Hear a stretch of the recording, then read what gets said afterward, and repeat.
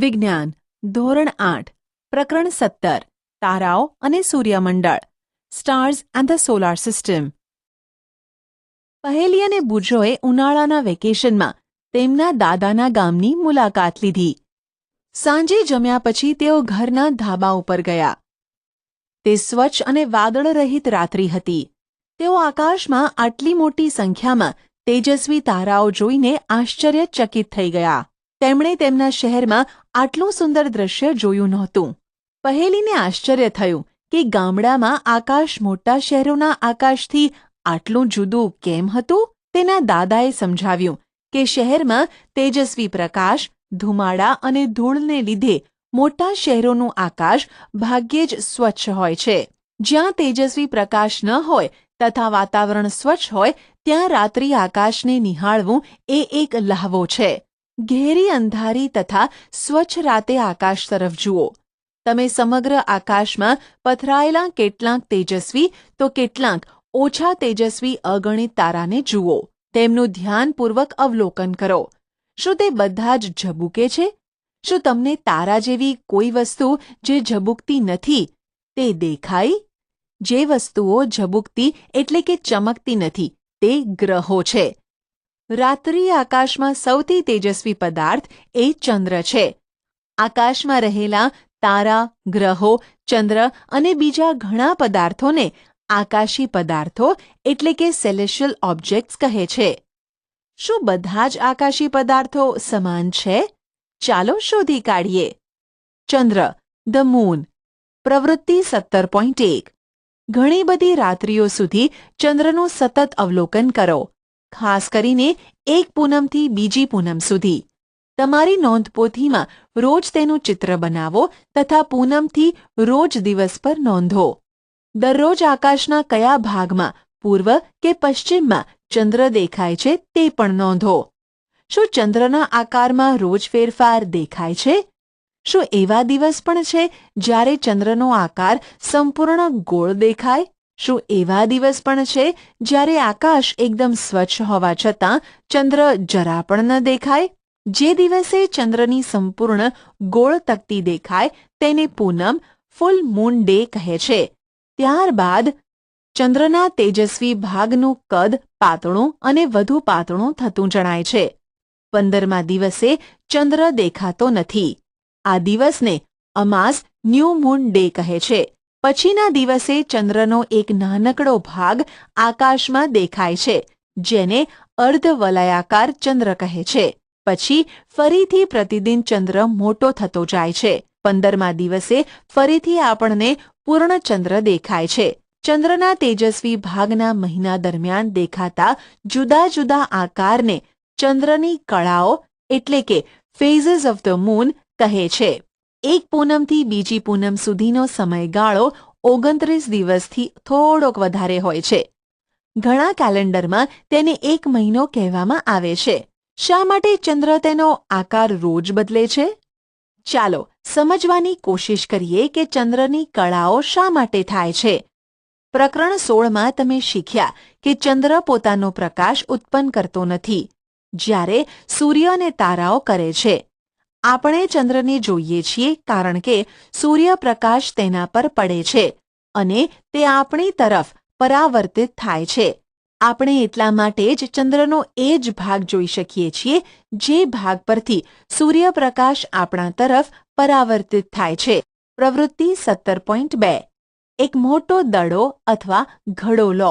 તેને અડધો સફેદ તથા અડધો કાળો રંગી લો. તમારા 2 મિત્રોની સાથે રમતના મેદાન પર જાઓ. જમીન પર 2 મીટર જેટલી ત્રિજ્યાનું વર્તુળ દોરો. આકૃતિ 17.4માં દર્શાવ્યા મુજબ વર્તુળના 8 સરખા ભાગ કરો. વર્તુળના કેન્દ્ર પર ઊભા રહો. તમારા મિત્રને વર્તુળના જુદા જુદા બિંદુ પર દડો પકડી રાખવાનું કહો. દડાનો સફેદ ભાગ હંમેશા સૂર્ય તરફ રહે તે રીતે રાખવાનું કહો. જો તમે આ પ્રવૃત્તિ સવારમાં કરવાના હો તો દડાનો સફેદ ભાગ પૂર્વ તરફ રાખવાનો રહેશે. જો આ પ્રવૃત્તિ બપોર પછી કરવાનો હો તો દડાનો સફેદ ભાગ પશ્ચિમ તરફ રાખવાનો રહેશે. દરેક તબક્કે સફેદ અને કાળા ભાગને જુદી પાડતી રેખાને સીધી ઊભી રાખો. વર્તુળના કેન્દ્ર પર ઊભા રહી વર્તુળના પહેલેથી નિશાન કરેલા 8 સ્થળે તમારો મિત્ર ઊભો રહે ત્યારે દેખાતા સફેદ ભાગનું અવલોકન કરો. તમને જેટલો સફેદ ભાગ દેખાય છે તેનું ચિત્ર દોરો. આકૃતિ 17.5માં દર્શાવેલી ચંદ્રની કળાઓ સાથે તમારા ચિત્રોને સરખાવો. યાદ રાખો કે ચંદ્ર પૃથ્વીની આસપાસ ફરે છે. પૃથ્વી ચંદ્ર સહિત સૂર્યની આજુબાજુ ફરે છે. શું તમે હવે સૂર્ય, ચંદ્ર તથા પૃથ્વીના પૂનમ તથા અમાસના દિવસે એકબીજાના સંદર્ભે સ્થાનની કલ્પના કરી શકો છો? આ સ્થાનના રેખાચિત્ર તમારી નોંધપોથીમાં દોરો. આકાશના કયા ભાગમાં તમે પૂનમને જોશો? અમાસ પછીના દરેક દિવસે પૃથ્વી પરથી દેખાતા ચંદ્રના તેજસ્વી ભાગનું કદ વધતું જાય છે. પૂનમ પછી ચંદ્રના સૂર્ય દ્વારા પ્રકાશિત ભાગનું કદ દરરોજ ઘટતું જાય છે. મેં એવું સાંભળ્યું છે કે આપણે પૃથ્વી પરથી ચંદ્રનો પાછળનો ભાગ ક્યારેય જોઈ શકતા નથી. શું આ સાચું છે? પ્રવૃત્તિ 17.3 જમીન પર લગભગ 1 મીટર વ્યાસનું એક વર્તુળ દોરો. તમારા કોઈ મિત્રને કેન્દ્રમાં ઊભા રહેવાનું કહો. તમે તમારા મિત્રને ફરતે એવી રીતે ભ્રમણ કરો કે તમારો ચહેરો હંમેશા તેની તરફ રહે. શું તમારો મિત્ર તમારી પીઠ જોઈ શકશે? એક ચક્કર દરમિયાન તમે કેટલા ભ્રમણ પૂરા કર્યા? ચંદ્ર આ જ રીતે પૃથ્વીની આસપાસ ફરે છે. ચંદ્ર પૃથ્વીનું એક પરિભ્રમણ કરે ત્યાં સુધીમાં પોતાની ધરી પર પણ એક ભ્રમણ પૂરું કરે છે. ચંદ્રની સપાટી, ધ મૂન્સ સરફેસ. કવિઓ તથા વાર્તાકારો માટે ચંદ્ર એક રસપ્રદ વસ્તુ છે. પણ જ્યારે અવકાશયાત્રીઓ ચંદ્ર પર ઉતર્યા ત્યારે તેમણે જાણ્યું કે ચંદ્રની ધરતી તો ધૂળથી ભરેલી અને ઉજ્જડ છે. ત્યાં જુદા જુદા કદના ખાડાઓ છે. ત્યાં ઘણા બધા ઊભા અને ઊંચા પર્વતો પણ છે. તેમાંના કેટલાક તો પૃથ્વી પરના ઊંચામાં ઊંચા પર્વતો જેટલા છે. ચંદ્ર પર કોઈ વાતાવરણ નથી. ત્યાં પાણી નથી. શું ત્યાં જીવન શક્ય છે? શું આપણે ચંદ્ર પર કોઈ અવાજ સાંભળી શકીએ? પ્રકરણ 13માં આપણે શીખ્યા કે માધ્યમની ગેરહાજરીમાં અવાજ પસાર થઈ શકતો નથી. તો આપણે ચંદ્ર પર કોઈ અવાજ કઈ રીતે સાંભળી શકીએ? શું તમે જાણતા હતા? 21 જુલાઈ 1969ના દિવસે ભારતીય સમય મુજબ અમેરિકાના અવકાશયાત્રી નીલ આર્મસ્ટ્રોંગ ચંદ્ર પર સૌપ્રથમવાર ઉતર્યા હતા. તેમની સાથે એડવિન આલ્ડ્રિન હતા. તારાઓ, ધ સ્ટાર્સ. બીજા કયા પદાર્થો રાત્રિ આકાશમાં તમે જુઓ છો? આકાશમાં મોટી સંખ્યામાં તારાઓ આવેલા છે. અંધારી રાત્રે મોટા શહેરથી કોઈ દૂરના સ્થળેથી તેનું ધ્યાનપૂર્વક અવલોકન કરો.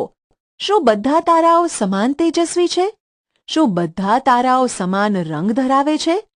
હકીકતમાં તારાઓ પોતાના પ્રકાશનું ઉત્સર્જન કરે છે. સૂર્ય પણ એક તારો જ છે. બીજા બધા તારાઓ કરતાં તે શા માટે આટલો વિશાળ દેખાય છે? તમારી નજીક મૂકેલો ફૂટબોલ મોટો દેખાય કે તમારાથી 100 મીટર દૂર મૂકેલો ફૂટબોલ? તારાઓ સૂર્ય કરતાં લાખો ગણા દૂર આવેલા હોય છે. એટલે જ તારાઓ આપણને બિંદુવત દેખાય છે. સૂર્ય એ પૃથ્વીથી લગભગ 150 મિલિયન કિલોમીટર દૂર આવેલો છે. તે પછીનો નજીકનો તારો આલ્ફા સેન્ટોરી છે, જે પૃથ્વીથી 40,000,000,000,000 કિલોમીટર દૂર આવેલો છે. શું તમે આ અંતરને કિલોમીટરમાં સરળતાથી વાંચી શક્યા? કેટલાક તારાઓ તો આનાથી પણ દૂર છે. આટલા મોટા અંતરને દર્શાવવા માટે બીજો એક એકમ પ્રકાશ વર્ષ એટલે કે લાઇટ યર વપરાય છે. તે પ્રકાશ વડે એક વર્ષમાં કપાયેલું અંતર છે. યાદ રાખો કે પ્રકાશની ઝડપ પ્રતિ સેકન્ડે 3 લાખ કિલોમીટર છે. એટલે સૂર્યના પૃથ્વીથી અંતરને 8 પ્રકાશ મિનિટ જેટલું કહી શકાય.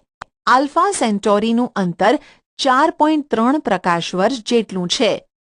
જો પ્રકાશને તારાઓથી આપણા સુધી પહોંચતા વર્ષો લાગતા હોય તો મને આશ્ચર્ય થાય છે કે જ્યારે આપણે તારાઓ જોઈએ છીએ ત્યારે આપણે ભૂતકાળમાં જોઈએ છીએ.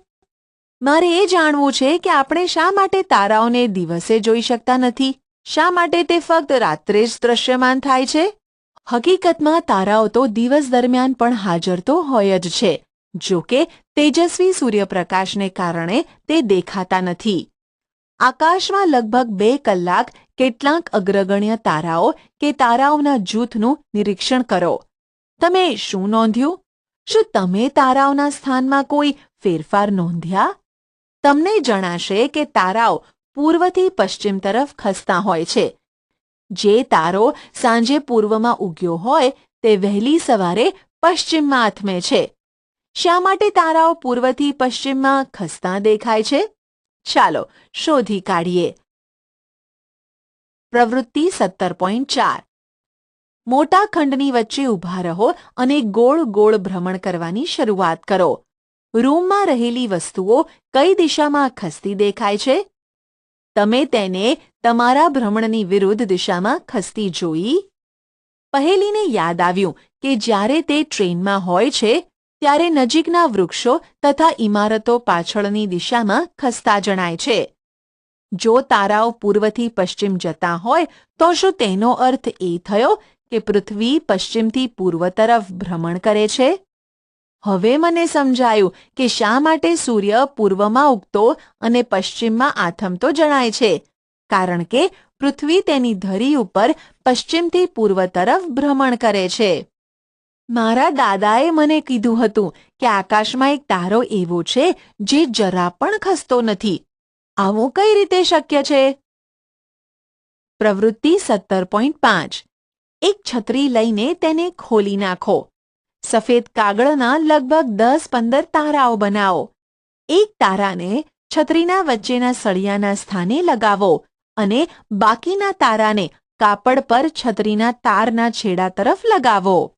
હવે છત્રીના વચ્ચેના હાથાને પકડીને ગોળ ફેરવો. કોઈ એવો તારો છે જે ખસતો ન હોય તેવું લાગતું હોય? એ તારો ક્યાં આવેલો છે?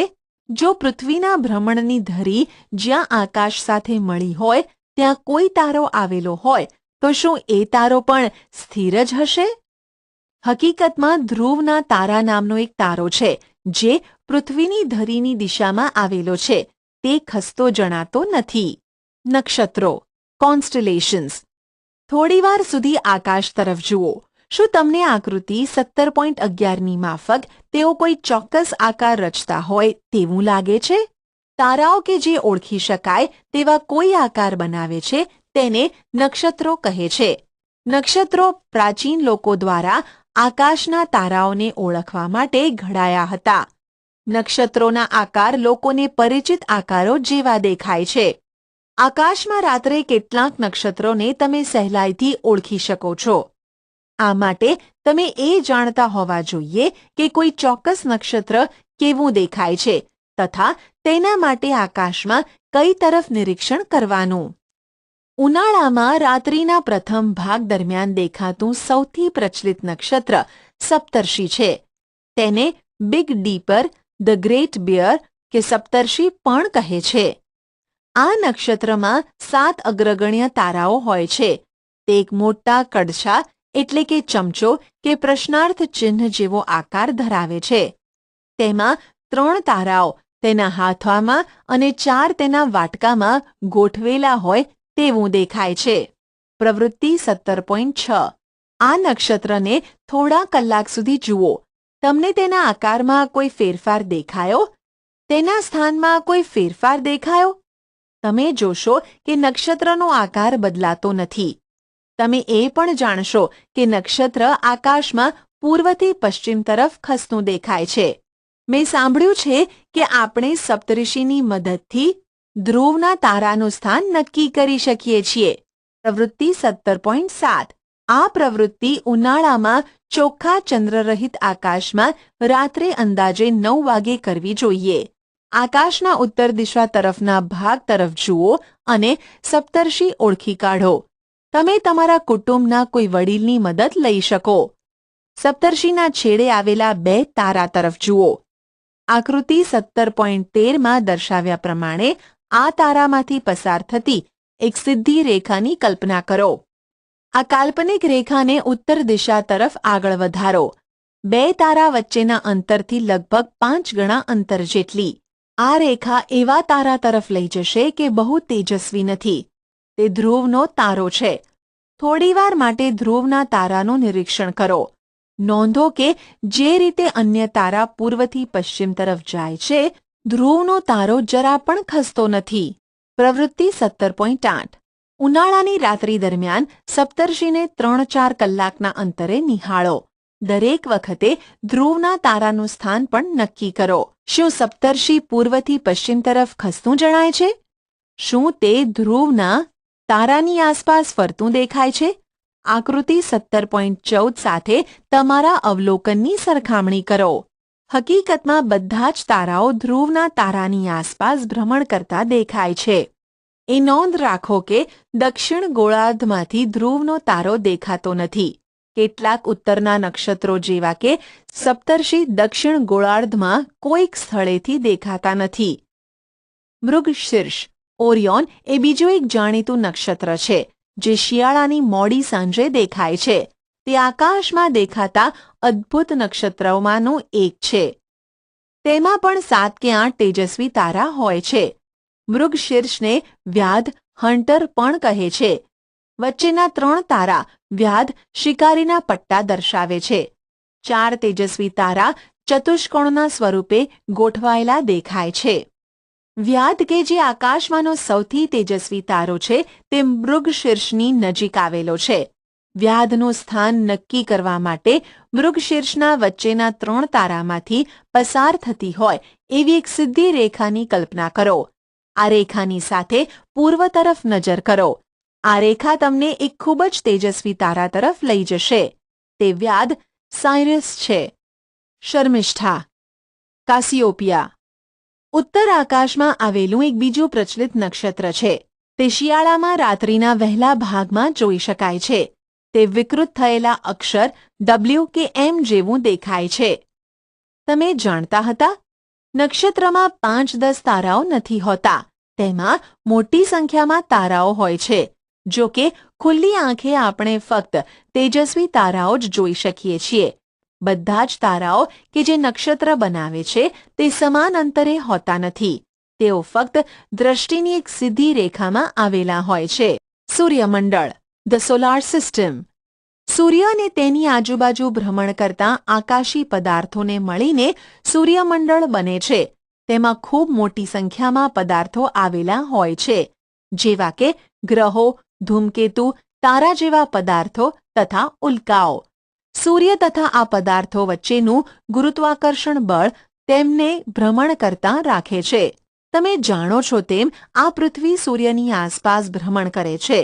તે સૂર્યમંડળની સભ્ય છે. તે ગ્રહ છે. તેમાં બીજા 7 ગ્રહો છે જે ભ્રમણ કરે છે. સૂર્યથી તેમના અંતરને આધારે ક્રમમાં ગ્રહો આ પ્રમાણે છે: બુધ, શુક્ર, પૃથ્વી, મંગળ, ગુરુ, શનિ, યુરેનસ અને નેપ્ચ્યુન. આકૃતિ 17.17 સૂર્યમંડળનું દ્રશ્ય ગોઠવણીની રીતે સ્પષ્ટ કરે છે. મેં એવું વાંચ્યું છે કે સૂર્યમંડળમાં 9 ગ્રહો આવેલા છે. તમે જાણતા હતા? 2006 સુધી સૂર્યમંડળમાં 9 ગ્રહ હતા. પ્લુટો સૂર્યથી સૌથી દૂરનો ગ્રહ હતો. 2006માં ઇન્ટરનેશનલ એસ્ટ્રોનોમિકલ યુનિયન IAU દ્વારા ગ્રહની નવી વ્યાખ્યા સ્વીકારવામાં આવી. આ વ્યાખ્યા મુજબ પ્લુટો બંધ બેસતો નહોતો, માટે હવે તે સૂર્યમંડળનો ગ્રહ રહ્યો નથી. ચાલો સૌર કુટુંબના કેટલાક સભ્યો વિશે જાણીએ. સૂર્ય ધ સન. સૂર્ય આપણી સૌથી નજીકનો તારો છે. તે સતત ઉષ્મા અને પ્રકાશનું ઉત્સર્જન કરે છે. પૃથ્વી પરની તમામ ઊર્જાનો સ્ત્રોત સૂર્ય છે. હકીકતમાં સૂર્ય એ બધા જ ગ્રહો માટે ઉષ્મા અને પ્રકાશનો મુખ્ય સ્ત્રોત છે. ગ્રહો ધ પ્લેનેટ્સ. ગ્રહો તારા જેવા જ દેખાય છે, પરંતુ તેઓ પાસે તેમનો પોતાનો પ્રકાશ હોતો નથી. તેઓ માત્ર પોતાના પર પડતા સૂર્યપ્રકાશને પરાવર્તિત કરે છે. શું તમે ગ્રહો અને તારાઓ વચ્ચેનો ભેદ કરી શકો?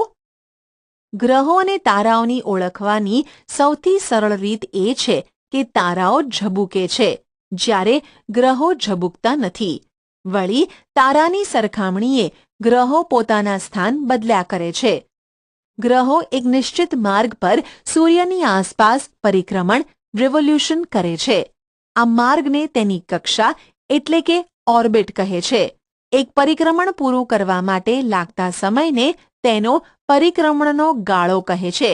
જેમ જેમ સૂર્યથી ગ્રહનું અંતર વધે તેમ પરિભ્રમણનો સમયગાળો વધે છે. મને આશ્ચર્ય થાય છે કે સૂર્યને ફરતે પરિક્રમણ કરતી વખતે ગ્રહો અથડાતા કેમ નથી? પ્રવૃત્તિ 17.9.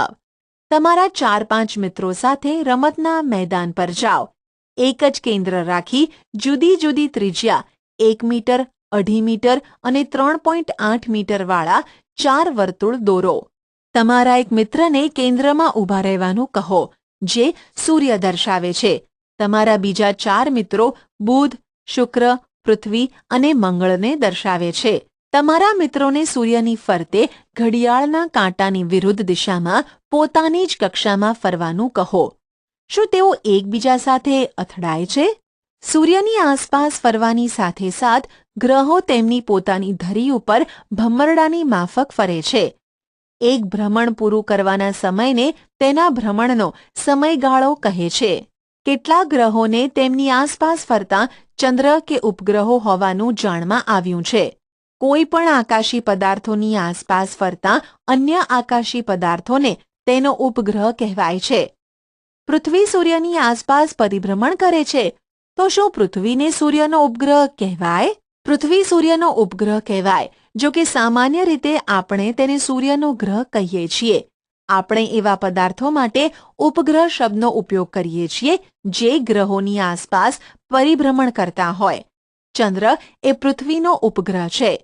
પૃથ્વીની આસપાસ ઘણા માનવસર્જિત ઉપગ્રહો એટલે કે સેટેલાઇટ્સ પણ ફરતા હોય છે. તેને કૃત્રિમ ઉપગ્રહો કહેવામાં આવે છે. બુધ, મર્ક્યુરી. બુધ ગ્રહ સૂર્યથી નજીક છે.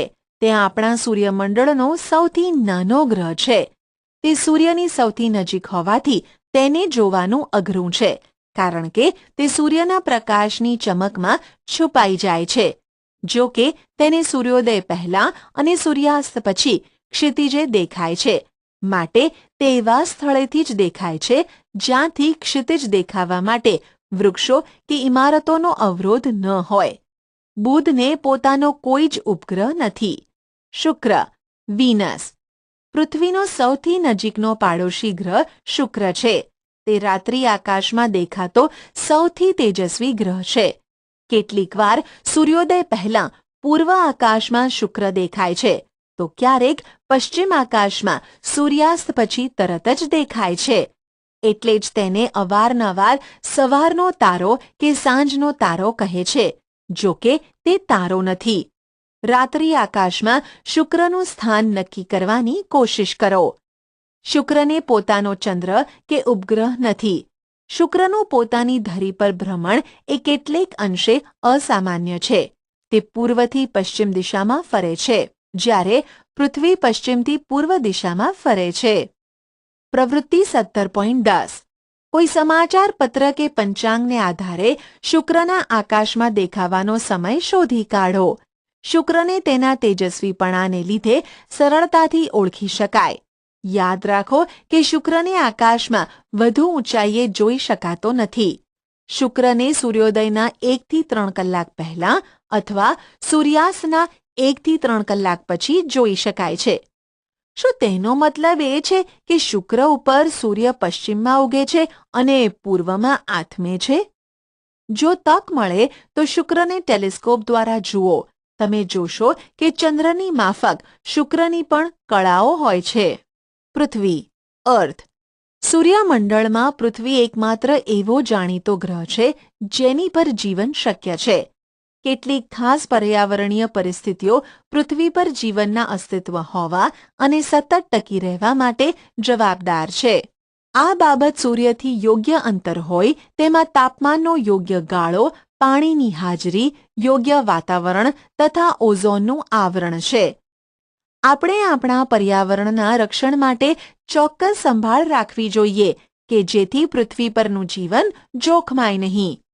પૃથ્વી પર રહેલા પાણી તથા ભૂમિ પ્રદેશોની સપાટી પરથી પ્રકાશનું પરાવર્તન થવાને લીધે અવકાશમાંથી પૃથ્વી લીલાશ પડતી ભૂરી દેખાય છે.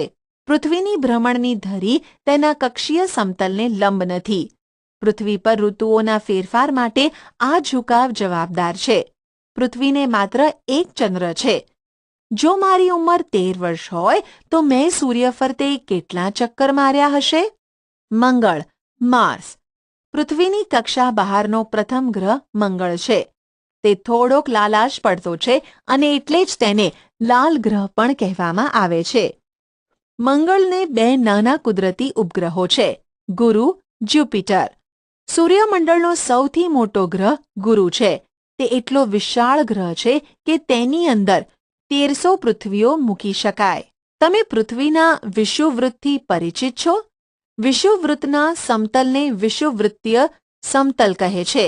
જે સમતલમાં પૃથ્વી સૂર્યની આજુબાજુ પરિભ્રમણ કરે છે તેને પૃથ્વીનું કક્ષીય સમતલ કહે છે.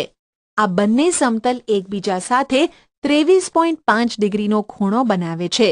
એનો મતલબ એમ થયો કે પૃથ્વીની ધરી તેના કક્ષીય સમતલ તરફ 66.5 ડિગ્રીના ખૂણે નમેલી છે. જો કે ગુરુનું દળ પૃથ્વીના દળ કરતાં 318 ગણું છે. તે પોતાની ધરી પર ખૂબ ઝડપથી ફરે છે. મને એક વિચાર આવ્યો. જો તમે એક મોટો એવો દડો લો જેમાં 1300 જેટલા વટાણા સમાઈ શકે તો તે દડો ગુરુને દર્શાવે છે અને એક વટાણાનો દાણો પૃથ્વી દર્શાવે છે. ગુરુને મોટી સંખ્યામાં ઉપગ્રહો છે. તેની આજુબાજુ ઝાંખા વલયો પણ આવેલા છે. આકાશમાં ખાસો તેજસ્વી દેખાતો હોવાને લીધે તમે ગુરુને ખૂબ આસાનીથી ઓળખી શકો છો. જો તમે ટેલિસ્કોપની મદદથી જુઓ તો તમે તેના 4 ઉપગ્રહને પણ જોઈ શકો છો. શનિ, સેટર્ન. ગુરુથી દૂર શનિ આવેલો છે, જે પીળાશ પડતો દેખાય છે. બુજો પાસે એક રમતિયાળ ખ્યાલ છે. જો આપણે શનિ પાણીના મોટા ખાડામાં હોય તેવી કલ્પના કરીએ તો તે તરી શકે. તેના સુંદર વલયો તેને સૂર્યમંડળમાં ખાસ બનાવે છે. ખુલ્લી આંખેથી આ વલયો દેખાતા નથી. તમે તેને સાદા ટેલિસ્કોપની મદદથી જોઈ શકો.